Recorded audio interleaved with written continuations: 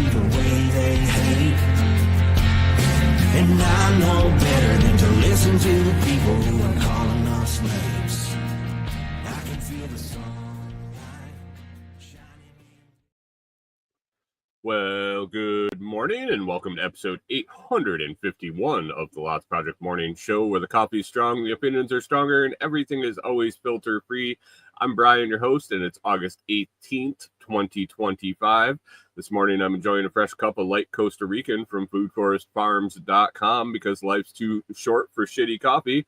At Food Forest Farms, your beans are roasted by real human hands using clean stream air roaster.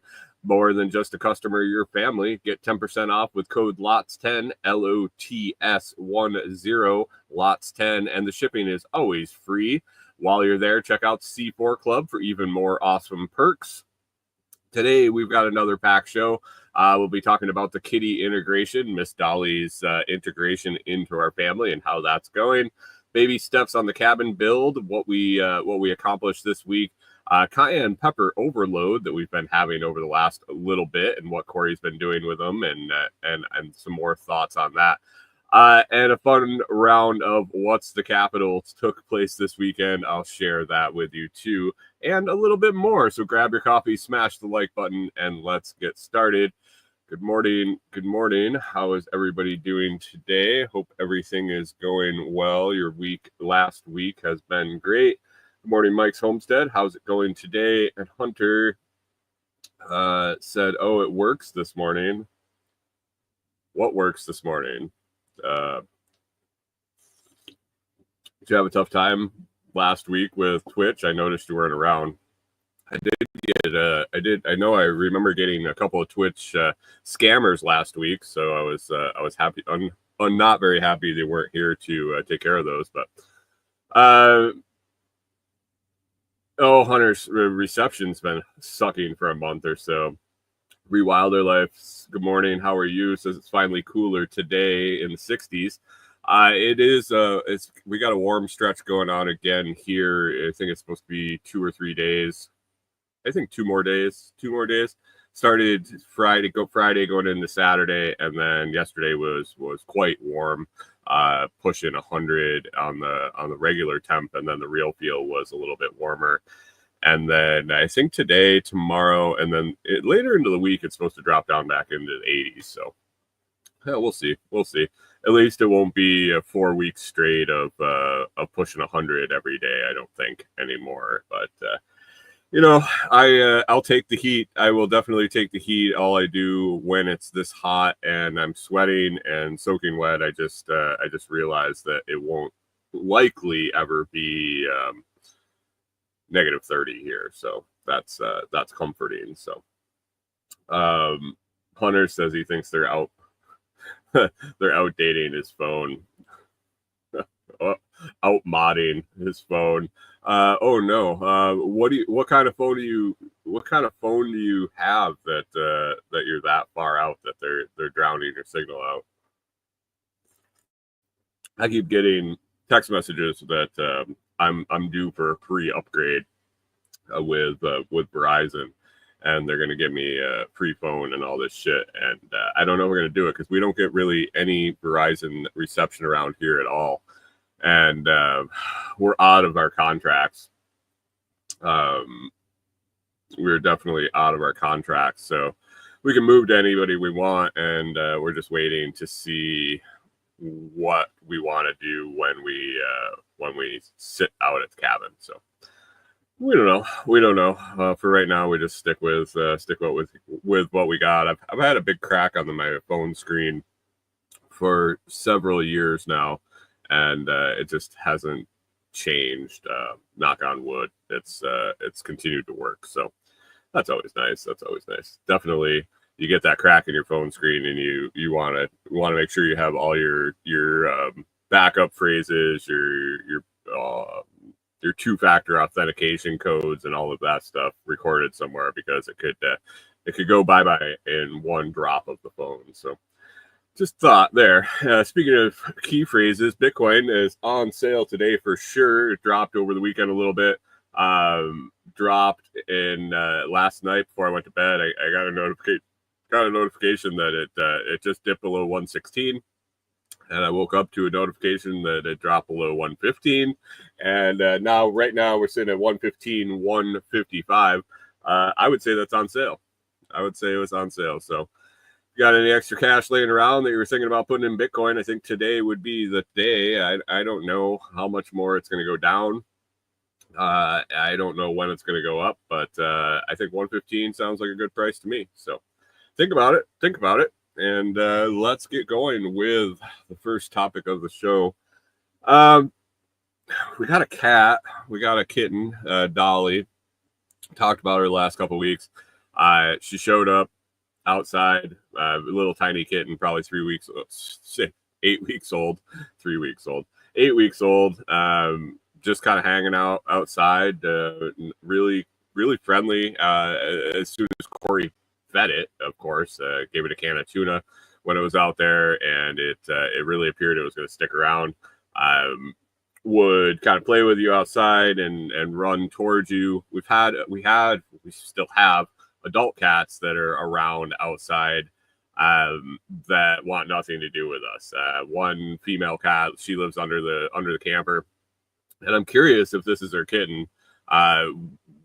Maybe she only had one, maybe only one survived. We haven't really seen any other kittens, and I'm not really sure what the deal with it is, but we do have one female cat. She wants nothing to do with us except the shelter underneath the camper. So she's been around. She's still around. The kitten was all about coming and playing and messing around with you and playing little games. Kori kind of adopted it, and I ended up building it a shelter outside, and that was long lasted, about 2 days. After that, we ended up taking it to the vet, and Kori constructed a little cat palace in her room, and that's, I think, kind of where we left off last week. Kori had built a little double-decker kennel, I guess, cage in her room, on her desk, her work desk, and like underneath the desk, there's a spot where there's a hard-sided kennel that she can go into and get away and kind of be in a little cave. Her litter box is down there, and that's originally where she was, completely just below the desk, and then she was getting her litter and her food and water, and that's not good. So Kori came up with a plan to enclose the top of her desk to the same area. So now she's got a downstairs and an upstairs, and made a little ramp so she can go between the two. And she really likes it. She goes up and down. Now she's got a little cat tower patio perch thing in the top. She has some toys. She has her food and water up there. She's got it easy, man. I wish I was a little kitten outside and Kori would adopt me, because she really takes care of that thing. And not that she doesn't take care of me. I mean, she definitely takes care of me more than she ever should, and I appreciate that for sure. But this kitten is pretty pampered, for sure. But the cat is not satisfied. The cat wants to get out of the enclosure for sure, and has really become quite of an escape artist. There's been several times over the week that the cat has found its way out of the enclosure. Sometimes while Kori is back there working, and it'll just pop out and be sitting there next to her on the desk, and she'll be able to corral it and put it back in or hold it. Sometimes while we're out in the other room watching TV, and the dogs definitely alert to her being free and take off after her. We haven't had any serious incidences. A lot of sniffing. I think Norman might have put the kitty in his mouth. I think he might have. I don't know if he put her in his mouth or if he was just so slobbery at the time that he was sniffing her and nosing her that she got soaking wet. But one of the instances, Norman had her pinned in the corner, and once we got him pulled off and got Clyde pulled away, Kori picked up the kitten, and she was just soaking wet. inspected her. She didn't have any bites. She didn't have any blood. It didn't seem like she was injured in any way. She was walking fine, but she was definitely pinned in the corner and soaking wet from dog slobber. When Norman stares at her, when he goes, and they're pretty still obsessed of her. They're getting better, but they're pretty obsessed still. And when they will stare at her, he'll just drool, slobber coming, streaming out of his mouth at points. So I don't know if that's just excitement. I don't know if that is he's salivating to get at her, to eat her, to chew on her, to chase her. I don't know what it is. Clyde seems to be doing pretty well. And then Kori has been giving Dolly a playtime every day. So she'll go back there. She'll gate off the back room, and the dogs can sit at the gate, and they do. They sit right there and stare. But Kori takes her out and gives her a whole room to run around in. She gets the zoomies in there and has a good old time. The dogs watch. They've gotten better. They don't react as much. And then she's also been letting the dogs in while she's been holding her, and a little bit more of cautious letting her down, and really keeping an eye on the dogs and letting them get interacting. So we're giving it a few weeks. We'll see. Kori thinks could be up to a couple months of doing this and just getting them familiar with each other and interacting with each other, and hopefully they all get along. And I think they'd really like each other if the dogs would just calm down. I think that they would be pretty good buddies, but we'll see. I dread the day that something happens. That's my biggest concern, is that there's a mistake. There is an accidental bite. There is a little too much of a rough play. There's a stray paw that hits a tiny little kitten, because I've been hit with Norman's paws, and they're not light, and he can swing them pretty hard. So even if he's attempting to play, he could end up hurting the little thing, and I don't want to deal with that. And Kori's pretty attached to the thing, and I don't want to see it hurt. I don't want to see have to deal with the aftermath of it being hurt. So we'll see what happens. But integrating well. She's integrating well, and we'll see what happens here in the next couple of weeks. Moving on from that, Free Wildlife says once they learn she's got nails, they'll back off. Our dogs both have scars on their noses. That's funny. So Kori's coworker has a Great Dane that they got after we got Clyde, and they got a cat, and she was saying that the cat clawed the dog in the nose, and the claw popped out and stuck in the dog's nose, and the dog is still obsessed with the cat. Dog didn't even give a shit that the claw was stuck in the tip of its nose. So we were hoping that once she got a little bigger and she could take a decent swat at him with her claws, that it would kind of take care of this whole thing. But then our friend told us that story, and we're like, oh, so it doesn't necessarily take care of the issues. And Wildlife says our 5-pound cat rules the house. She couldn't give a shit about the dogs, other than when they get in there and get after her. She's obviously terrified in the corner, but when she's behind her cage and they're staring at her like 2 inches from her cage, she just ignores them, doesn't really even give a shit. When she has playtime in the back room, the dogs will be just obsessively staring at her, and she couldn't care less. She runs around, she plays, and she just ignores them. So we'll see what happens. I don't know. I didn't choose the cat. The cat was brought into my life unexpectedly, let's say. So we'll leave that at that. Guys, if you're looking to secure your Bitcoin, whether you're just getting started in your Bitcoin journey or if you've been stacking for years, the Blockstream Jade and Jade Plus make self-custody simple and secure. With the new Jade Plus, you get a bigger screen, upgraded controls, and even an optional metal case for extra durability. Protect your Bitcoin the right way. Get your Jade or Jade Plus at blockstreamstore.blockstream.com. And you don't forget to use discount code The Lots Project for 10% off.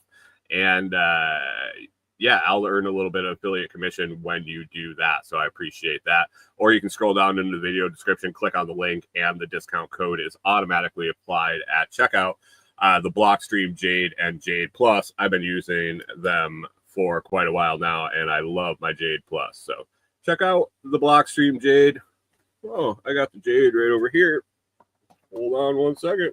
I was doing a little video content on them, so you can see the difference between the Jade and Jade Plus. For those of you watching the video. All right, moving on. What is next on the list? Cabin update. Not a whole lot on the cabin front. We did get some material. Still waiting on our next phase material, our large order of material. Gentleman that's going to be hauling and transferring that is quite busy, and I really don't even have a date yet. Tried to wrangle him this weekend for a date and have not heard back yet. So that's always stressful. Going to be at least a week out because the lead time on the lumber is a week from when I order it. So that is that. But we did have some material. We do have a little work we can do prior to getting that lumber. We're going to be putting a big beam down the center of the floor of the long way, 35-foot beam to support the floor joists and the floor. And underneath that span, we're going to be putting a bunch of piers. And so we're going to be using the little precast, like you're going to build a deck, the precast concrete 4x4 post holders, some 4x4s, and then we're going to be putting gravel pad underneath them. So digging down probably 12 to 16 inches, compacting it with a tamper, and then compacting in gravel.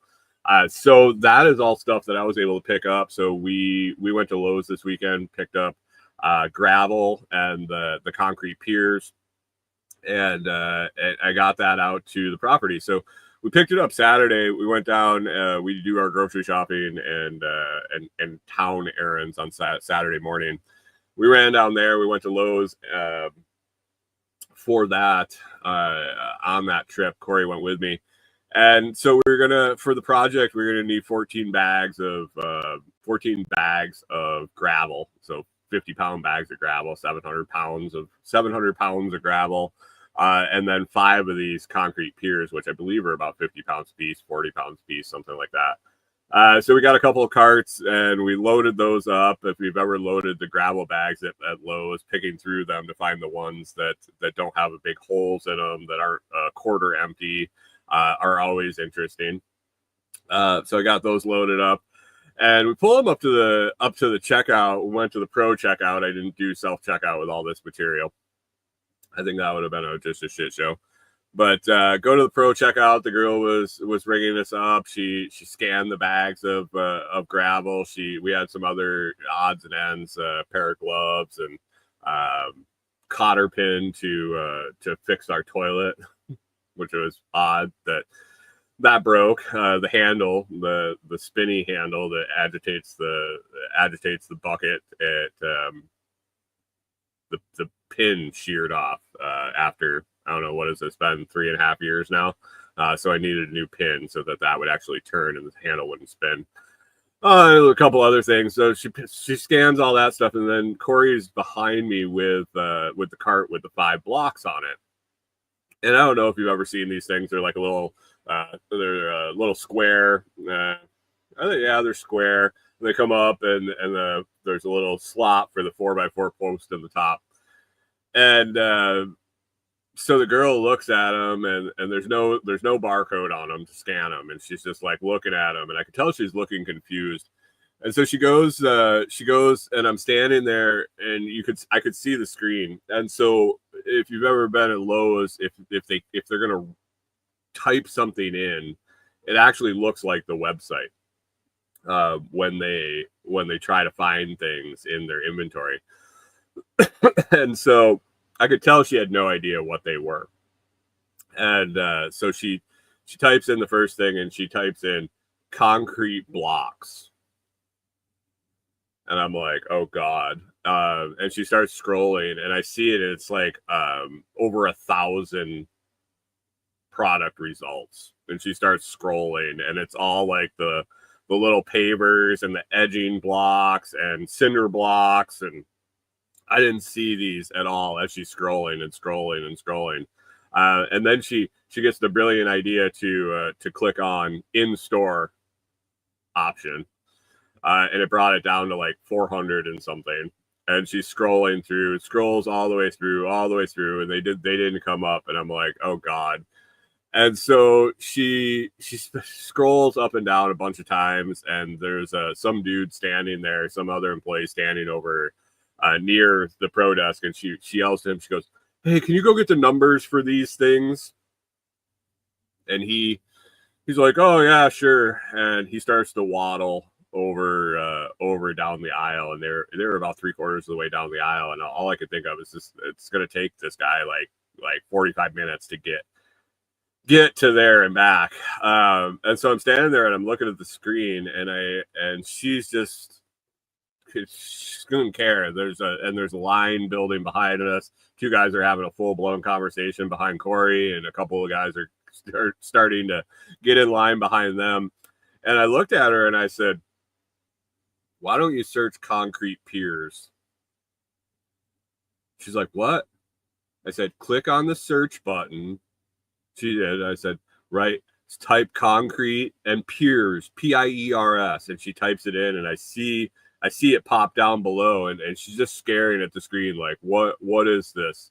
And so I reach over and I click on the screen, concrete pier blocks, and or concrete block piers, and I click on it, and one item comes up, and she's just like amazed. She looks at the screen, her eyes are all wide. She looks at me, and she gets her pen out and she writes down what it was, the name of the thing on her little notepad and the number. And so she rings up to 5, and she continues to check us out, and we're going through the thing, and the guy, I'm almost done paying. The guy comes up and he's like, gives her the number, and she just like nods at him. Like the whole process, we were almost done checking out, and the guy finally got back with the number. But man, I would think that was a pretty common item that gets purchased at Lowe's. Maybe not. They got her working checkout at the pro desk, and I don't know. Maybe I should get a job at Lowe's. I wonder if you get an employee discount. I wonder if I could handle working at Lowe's. I don't know. It'd be interesting.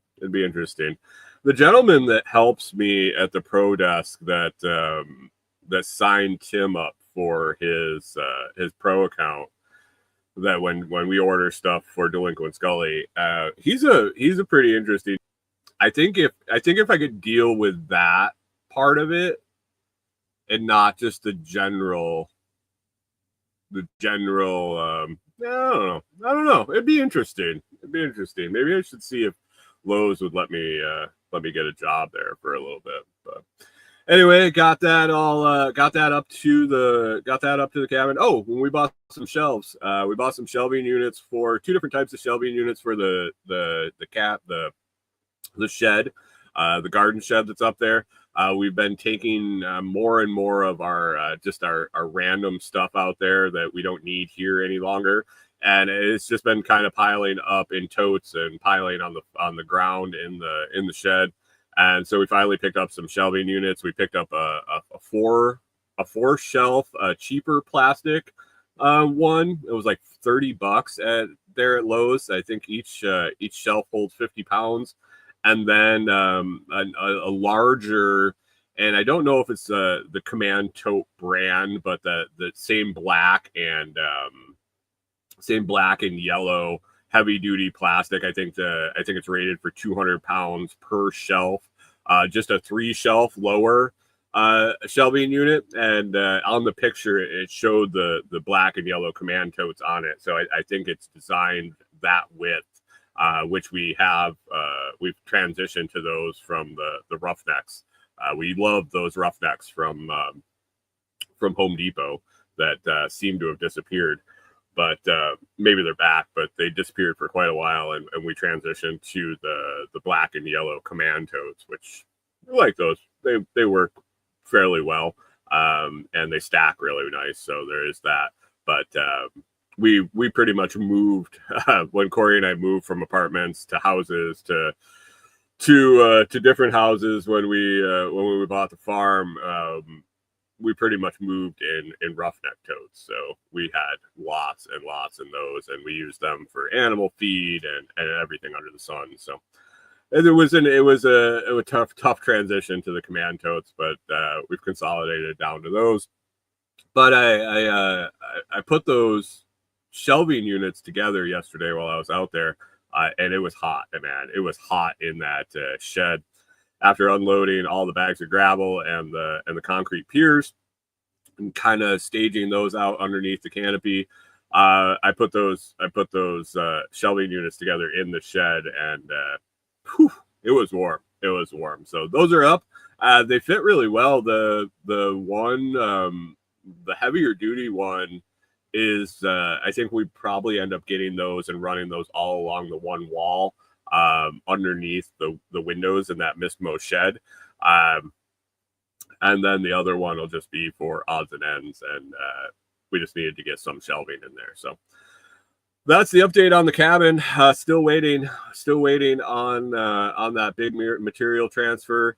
It won't be this week. It definitely won't be this week. So hopefully he gets back to me and I can get that material ordered and we get it out there the week after, next week. And in the meantime, we will be getting those little concrete gravel pads for the piers to sit on, all dug out, compacted, and leveled, and get the piers ready for when we have material to make the beams, and we'll go from there and get that floor hung. So, cabin update, this week's cabin update, and not a whole lot there. So, let's move on. Let's move on the list. So Kori had a little bit of a garden going this year. Free Wilder Life says she's considered a local hardware for the discounts hardware store.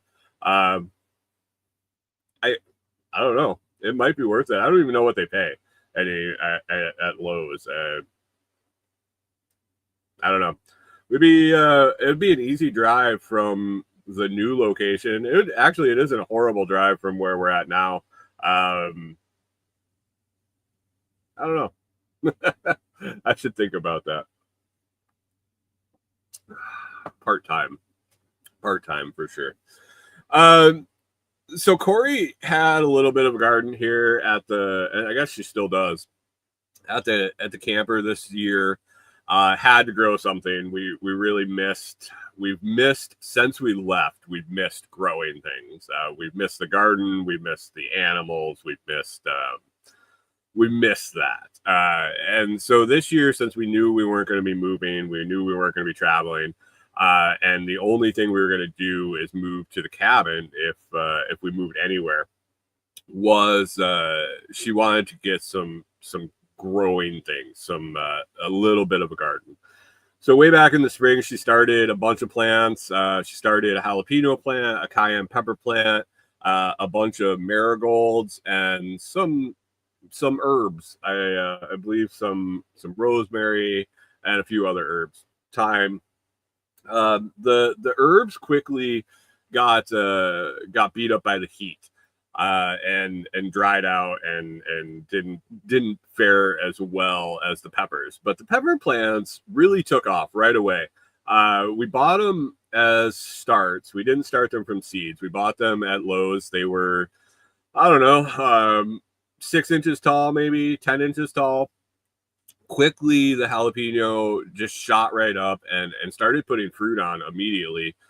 It was very odd how quickly we started to see jalapenos, and we've seen jalapenos producing all summer.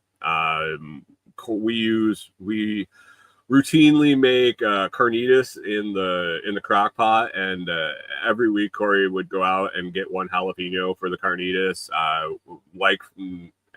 No fail, there was always one ready. There's kind of harvested all year, starting in, I don't know, it was probably May. Once a week all summer long, and then she's also had to harvest a few more for the other plants that I'll talk about here in a second. But right now, in the middle of August, after harvesting continually all year, we have more flowers on the jalapeno plant. We have some smaller ones that are growing right away, are still growing away. They're still getting bigger, which is new for us, and I think it's got to be because of the weather, and the maybe the sun cycle, the amount of sunlight. I don't know, but in Minnesota, we loved growing peppers. We loved growing them. We loved making chili powders. We loved making all sorts of different combination chili powders. We liked having the chilies around. I grew tons of different types of peppers. But when we would grow them, it was a race against the clock to get one harvest, to get all of them all at once. Hopefully they were ripe all by the end of the season. There were many times we grew them in 5-gallon buckets in Minnesota, just for the reason that at the end of the season we were able to bring them into the garage. If it was going to be a frost, bring them in and out. We would start them way early under lights, and it was like a fingers crossed that we got a harvest. It's been very different here harvesting the jalapenos all summer, and now the Cayennes. Basically, that plant took quite a while to show fruit. It put a bunch of flowers on, and then all of a sudden it put on a ton of cayenne peppers, and they grew out, and they just kept producing, and they kind of got ripe in a batch. And so a few weeks ago, Kori, we had to do something with them, and we really didn't know what we wanted to do. Our main thing that we used to do when we would batch harvest peppers, like I said, was we would dry them. So we would dry them, grind them up into powder, and then use them, whether it would have been a straight single style pepper powder or a combination of a bunch of different types. And we don't have a dehydrator here. We kind of looked up a couple of different redneck dehydrator methods. Would have loved to hang them and just dry them naturally, but it's so humid here. I think they would have rotted before they dried out, even in the camper with the air conditioning, and it's less humid in here with the air conditioning on. But I didn't think that it was just too humid to air dry them. So I looked into a couple. There was a method that you could put them on a cookie sheet in the cab of your car, in the inside of your car, crack the windows just a little bit for ventilation, and every once in a while come in and open the door and shut the door. But in the hot sun, it basically turns your car into a dehydrator. And if you leave the window cracked, it'll kind of siphon the air through to get your little air movement. Haven't tried it. Might now. We still have peppers coming. I might give it a try. I would be interesting. Once we get out to the property, I'm definitely going to make solar dehydrator with a couple of computer fans in it, and just make a simple solar dehydrator to not have to use any energy, because we're planning on hopefully growing a bunch of stuff that we could dehydrate and save. But I looked up that, and we haven't tried that yet. But Kori decided to make some hot sauce. So she harvested a batch of cayennes and rounded it out with some jalapenos for some flavor and some added bulk, but made a kind of a refrigerator pickled hot sauce. Pretty good, pretty good. She got a couple jars out of that and kind of stripped the pepper plant clean, and then miraculously right away it filled right back up with cayennes. And these things just they ripen so fast, and it was funny to watch. She kind of she lets the plant get stressed. I don't know if it's on purpose. I don't know if it is on purpose or if it is what it is. But it was funny. The cayennes were all kind of dark, really dark, almost to black, and they had little red tips on them.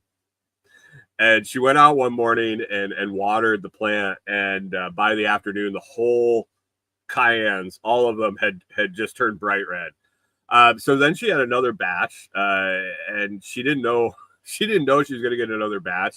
Ended up harvesting them and a few more jalapenos and made a second round of fermented, or it's not really fermented, it's pickled refrigerator hot sauce. It's not shelf stable, but it's I guess it's stable for several months in the refrigerator.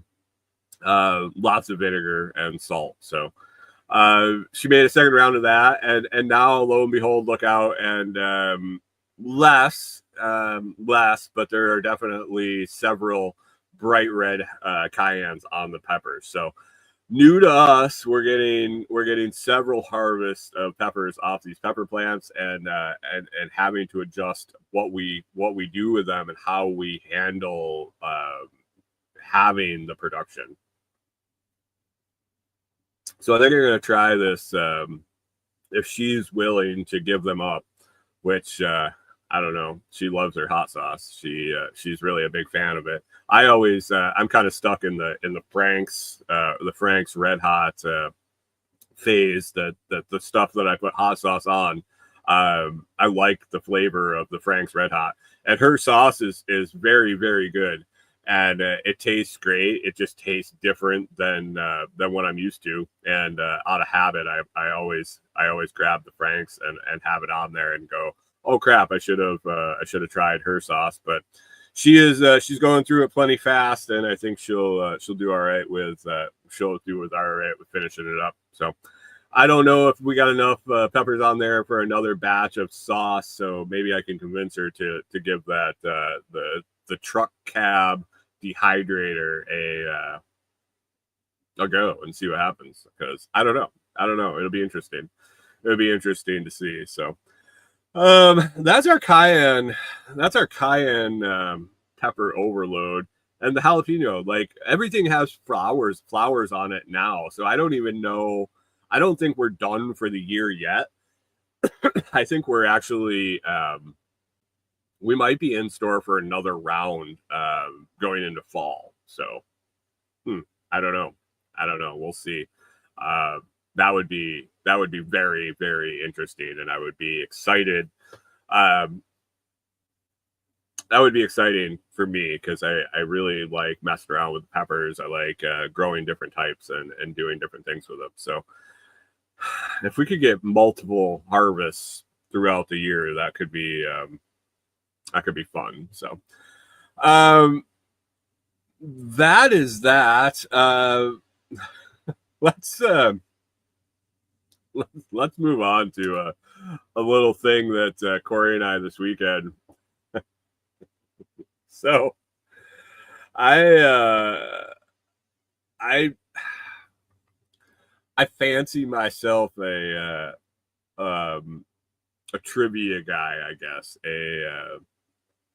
I have a lot of useless shit in my noggin, a lot of useless information. Great at Jeopardy type of things. Great, just things like I remember shit. I remember shit that I read. I remember shit that I learned in school and things like that.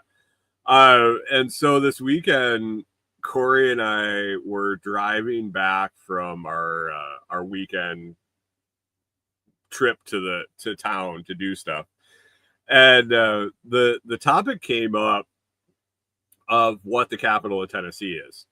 Actually, the topic came up of the state fair in Tennessee, and we just went down a little path and ended up wondering what the capital of Tennessee was. And I was like, man, I wasn't sure. I wasn't sure exactly what it was. I thought that Nashville was too obvious of a choice. I remembered back from I think it was fifth grade when you learned all the capitals of all the states, that a lot of them weren't the major city in the state. And I was thinking that Nashville was one of those gotcha answers. Lo and behold, it is Nashville. If you're wondering, if you're listening and you're wondering what the capital of Tennessee is, it is Nashville. Same with like Minneapolis and Minnesota. So many people think that Minneapolis is the capital of Minnesota, but it's actually St. Paul, one of the twin cities, because they're across the river from each other. They don't look anything alike, but I guess they're the twin cities because they're close to each other. But anyway, that got us going and playing the capital game. Kori and I sat in the truck. Lots of laughs, lots of wrong answers. Actually ended up using ChatGPT to sit there, and we ended up going through, I believe, all 50 states. And man, really bad, really bad. But in the end, we kind of looked at each other and wondered, why do I need to know the capitals of every state? Is it just because? Does it serve any value to know the capitals of states that you have nothing to do with? I can understand knowing the capital of the state you live in, or maybe the neighboring states or a state you move to. But is this something that can be like instructed to you when you get your driver's license, or when you buy a house, or when you move to a particular state? They're like, hey, by the way, the state capital is XYZ. Or even, does it matter at that point? Do you need to know unless you need to know? And it made me wonder, like back in fifth grade when you were studying I can understand learning the states. Like, what are the states in your country? But what purpose does knowing the capitals of each state? I think it's just because. But I remember how much kids stressed out about it, how big of a deal it was back in school, where you had to pass the test or you weren't going to go to sixth grade. You had to be able to label the map with all the states and all the capitals. And you had to get, so that was 100 things you had to fill out. And if you didn't get at least 65 out of the 100, you weren't going to go on to the next grade or some shit. What was the point? Do you ever need to know what the capital of fucking New Mexico is? Unless you live in New Mexico? How about Wyoming or Montana? Why do we need to have kids memorize these things?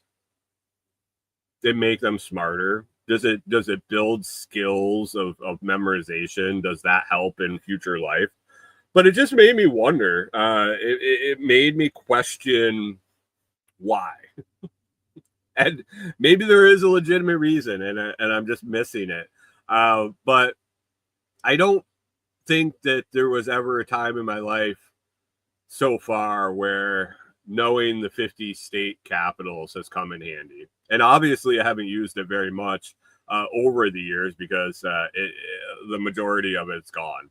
I did get quite a few.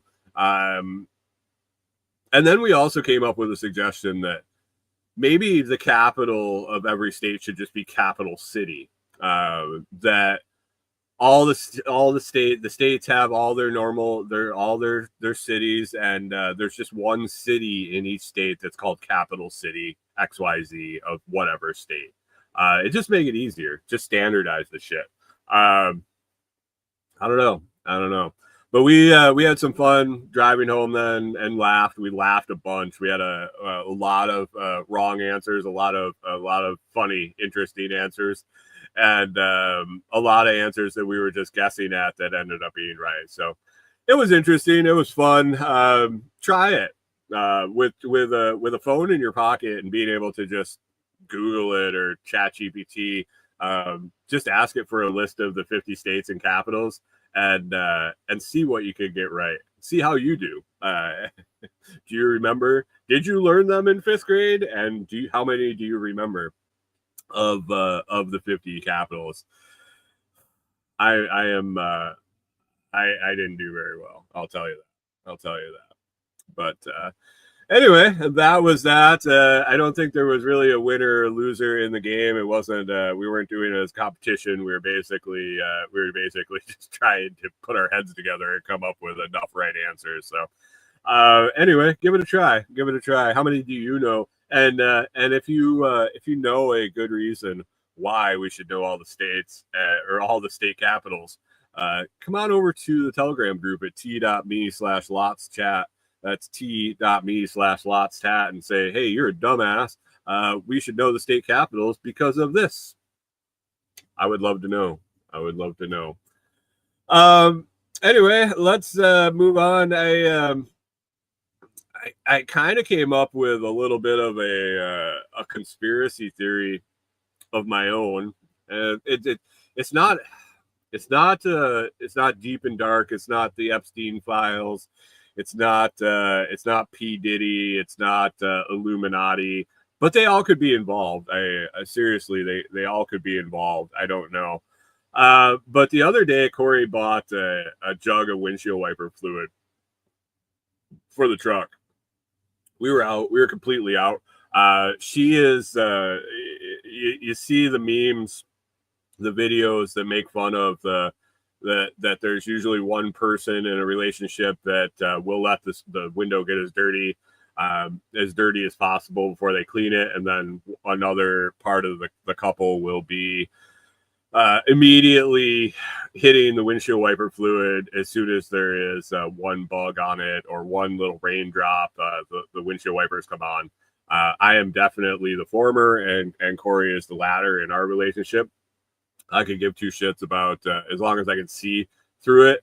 It is what it is, and Kori wants it crystal clear all the time. So we were out of windshield wiper fluid. She bought a jug, and she is not tall enough to fill it. So she was going to fill it when she bought it, but she brought it home and asked if I would do it, so she didn't have to get her little ladder out. Anyway, I went out and completely empty. It was completely empty. I popped the cap open, and it was just in a horrible spot. And I started filling it. It takes a little while.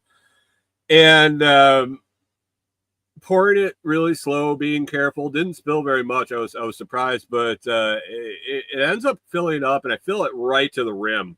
And I shut the cap, and I look at the jug, and there's probably an inch of windshield wiper fluid in the bottom of the jug. And I said, why can't they make the fucking reservoir a gallon? Or a little over a gallon, so you don't have to run it dry. But why do they make it slightly less than a gallon? So every time you buy a gallon of windshield wiper fluid in which they sell it, or why don't they sell it in 3/4 gallon jugs?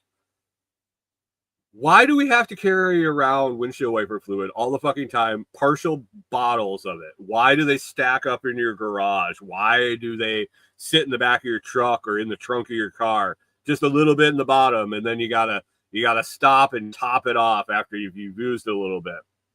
Can't these two companies fucking get together and either make the reservoirs bigger or make the jugs you buy smaller? Is this a ploy to get you to just throw the shit out? I don't know. I got one sitting in the back of the truck now that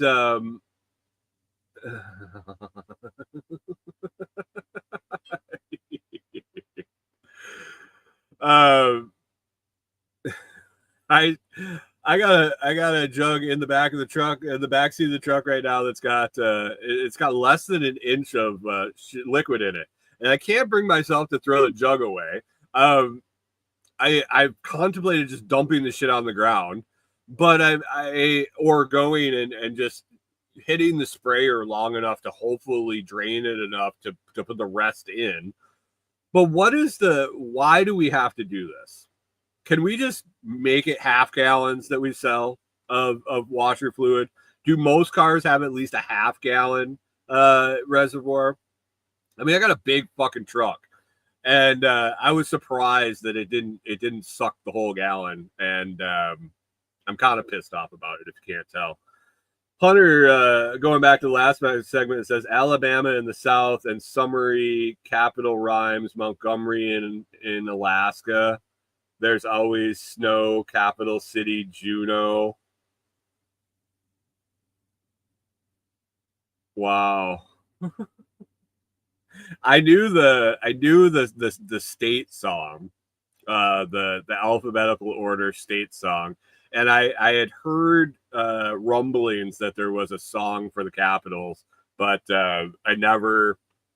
I don't think I ever knew the capital song. I just remembered them. So anyway, windshield wiper fluid. If I'm ever in charge, if I'm ever the ruler of the world, we will standardize on smaller windshield washer fluid jugs and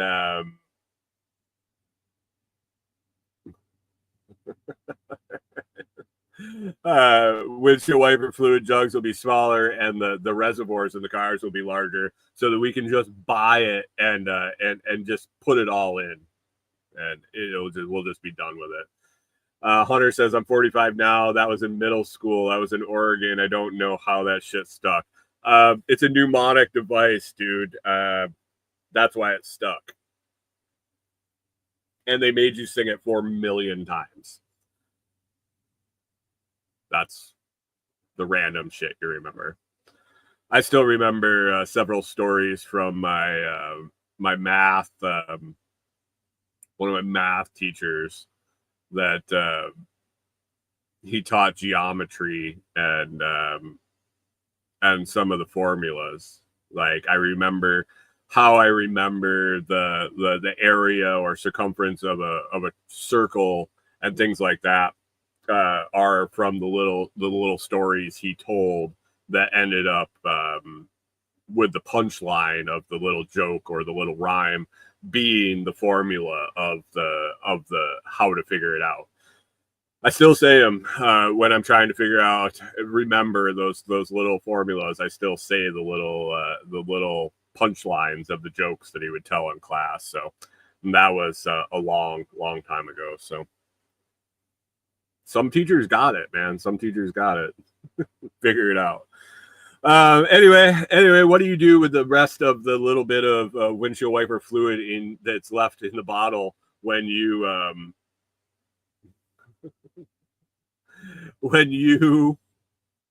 have some left over? Do you toss it? Do you put it in another vehicle? Do you haul it around with you until you can actually fit it in?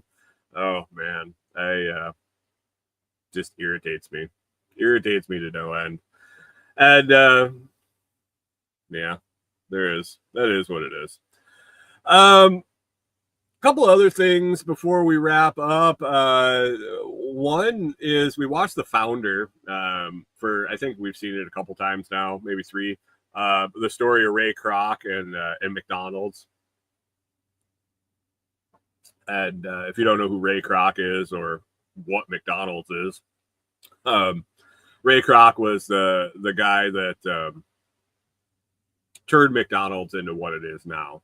I don't want to say he was the guy that started McDonald's, because he wasn't. If you watch the movie, you'll understand why there's a little confusion there. But movie about his life and the story of the genesis of McDonald's. And it's interesting because when we go to Savannah, we drive by a McDonald's on our route a couple different times. We on the way into town, and then it's kind of like right in the center of town. And no matter where you're going, whether you're going to whether we're going to Tractor Supply, whether I'm going to the laundromat, we're going to the grocery store, whatever, you end up going by this McDonald's. And this place is absolutely packed every time I've been by it.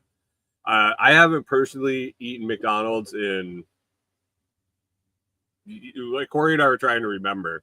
It hasn't been, we haven't had it since we left Minnesota that we can remember. And it was quite a while before we left that we had been there. We've hit up other fast food places, Hardee's, Arby's, and things like that. But McDonald's just hasn't been one that we've had in a long time. So I don't even know what the deal is anymore there. But this McDonald's is absolutely packed every time we go by. The parking lot is huge. It circles the whole building. The building is huge. I don't know how many people will fit in there. I don't know how many employees they have there, but there's got to be at least 30 cars around this building at all times, and always a line at the drive-thru, both at the order window or the order screen part and at the window. And sometimes, depending on what time of day it is, it'll be wrapped around the building. And you can't like get into the parking lot. There's people like on the street waiting to get in. And I don't understand. There's plenty of other fast food places in Savannah. We drive past several. We were naming them off as we were driving, like I said, Hardee's and Arby's and Jack's and Sonic and just all over the place. There's fast food. So it's not like the only fast food restaurant in the city or town, I guess. I don't know if I would call it a city, but just unbelievably busy all the time. And the funny thing is, I'm a member of a lot of the local Facebook groups, and I saw a post the other day. It appears that they're going to be shutting down for a short period of time to remodel the McDonald's, and it is a hot button topic in the town where everybody will go while it's closed. So I don't know if this is the best McDonald's on the face of the earth, or if they got something special going on there, or what's going on, but I don't understand why this place is absolutely overflowing with people every day, all day, no matter when I go to the city or go to the town of Savannah. It is just packed. I would go and check it out, but I don't like people enough to go and deal with the crowd there at the local McDonald's. So they're doing good for themselves. I mean, good for them. I don't know what the deal is. I really, we stopped going because the food made us sick.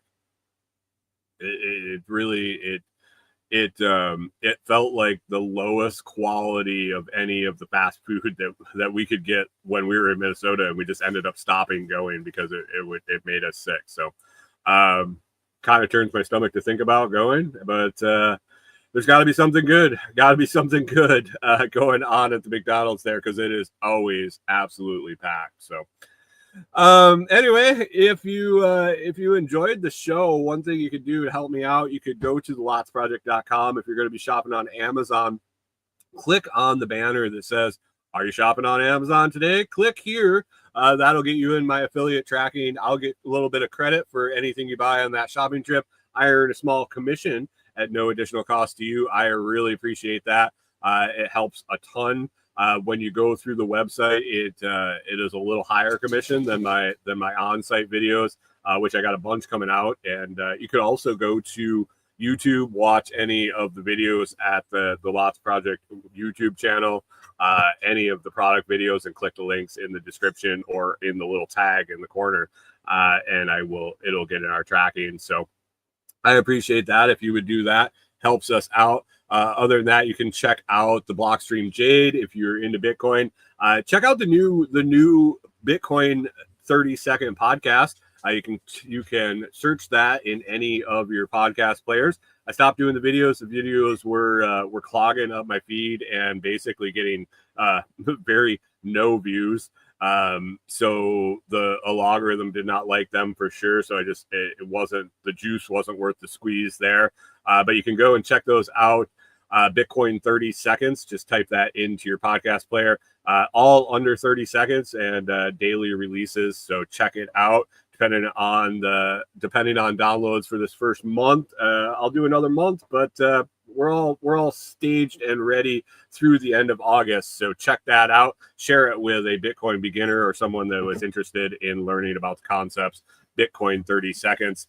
Yeah, other than that, come on, hang out with us in the Telegram chat at t.me/lotschat.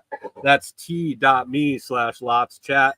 Come and hang out with a bunch of cool folks and keep up with what's going on from week to week.